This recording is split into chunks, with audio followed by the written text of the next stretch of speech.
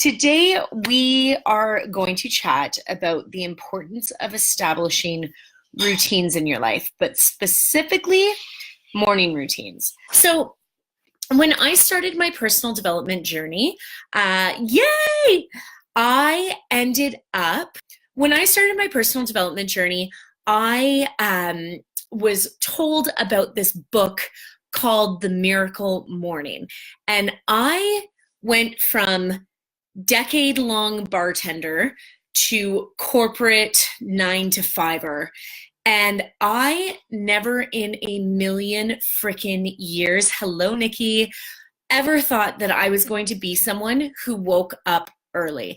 When I moved to Kitimat and I got my 9 to 5, I would wake up every morning at the last possible second so that I could just get out of bed and go to work. Sleep is one of my favorite things. So the idea of waking up even, an hour early to try to spend some time for me was absolutely insane, because spending time for me was the joy of sleeping. But I cannot tell you, and it didn't happen overnight. It was something that slowly and slowly I kind of extended over time. But I have been incorporating a morning routine for almost, I would say, like at least a full year, and if not, maybe two. And having a morning routine is so incredibly important to not only for myself, my success, but it has also really helped me in there's a specific word that I am looking for, and I don't know if it's going to come to me, but it's created this type of stability in my life. And it's evolved over time. It hasn't always looked the same. It still doesn't always look the same every morning, but especially incorporating like some form of exercise into your morning routine is super, super imperative, because I find for myself, and there have been studies done, but I find for myself that it actually helps to keep me energized throughout the day. So if I get up early and I work out, and even if it's just 20 minutes of doing yoga, a little bit of cardio, maybe some weight training, I find that my energy lasts so much longer, especially in the wintertime when it gets dark early and everyone just wants to go into hibernation mode. It really helps to keep me active, motivated, and energized throughout the day. So I wanted to give you guys a little quick rundown on what my morning routine looks like. This can absolutely look like anything to you guys. You can take one thing, you can take 5 things, you can incorporate some other things. I know a lot of people who are pet owners, they love to take their dog for a walk every morning. They make that part of their morning routine. Some people read the newspaper, some people will sit down and have coffee and just sit in silence for a few minutes. Whatever this looks like to you, it is completely customizable. But I would strongly recommend the book, The Miracle Morning by Hal Elrod.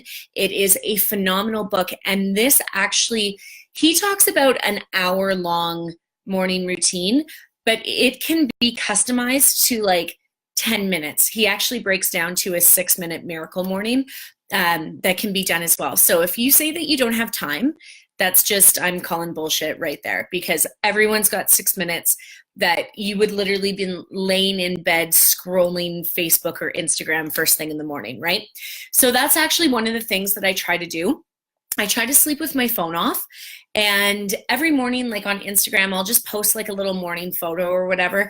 But then as soon as that's done, or I wait until after I'm done my routine, it depends on the day, but I usually do not check Instagram or Facebook before getting my morning routine done. And this is because it really, checking your phone, even if it's your emails or whatever it is, it immediately puts you into a very reactive state. It starts your day off in a reactive tone, which is actually not good for stress. It raises your cortisol levels.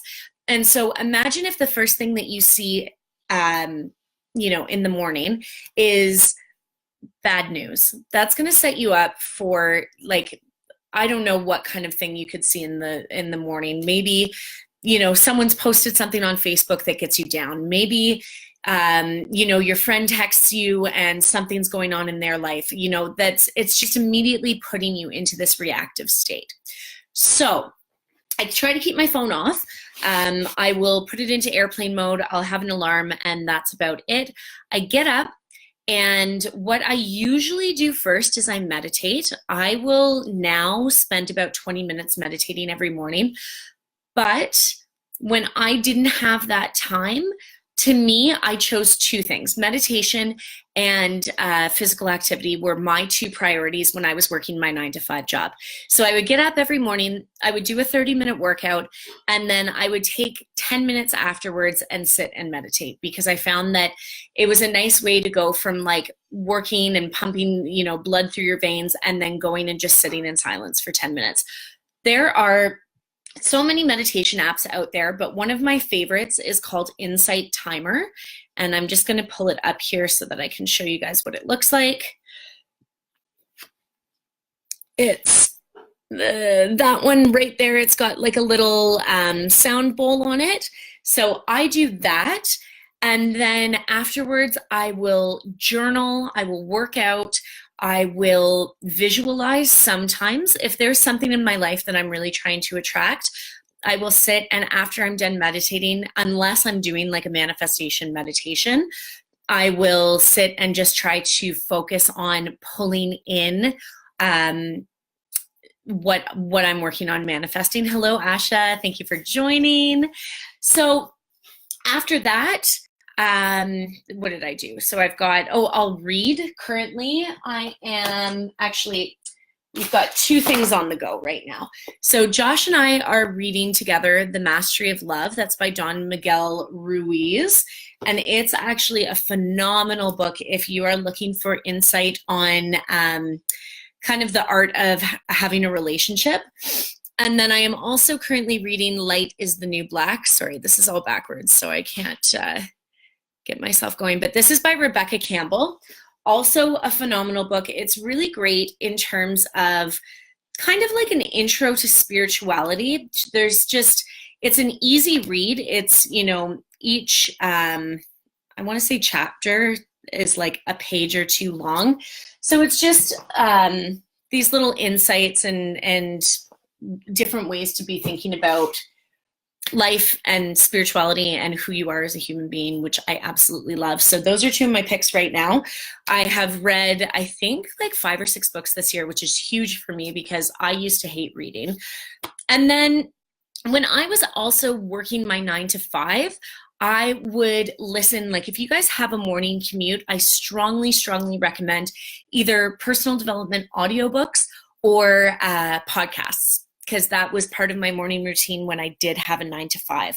I haven't spent too much time doing podcasting and audiobooks recently, just because I have been at home, and I find that like during my day I'm really busy and I'm listening to or trying to pay attention to other things, so I don't actually listen to the audiobooks. I have been trying that, but I zone out way too quickly. In my car, for whatever reason, I am able to focus.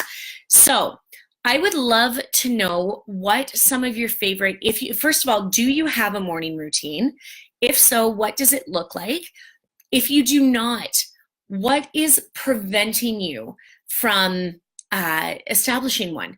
Because I find that it has led to so much more productivity in my life. It's led to more discipline. It's led to, quite honestly, me just becoming a better version of myself, which I absolutely love. Obviously, personal growth is huge for me. So if you don't have a morning routine, I would love to know what you are trying to incorporate. Or if there is anything that I haven't mentioned, please drop it in the comments below so that others can benefit from it as well. And that is it. I will see you guys tomorrow. I hope you have an awesome Sunday night and are done your Christmas shopping, because Lord knows you don't want to be going out doing it tomorrow. I will see you guys at some point tomorrow. Mwah. Bye.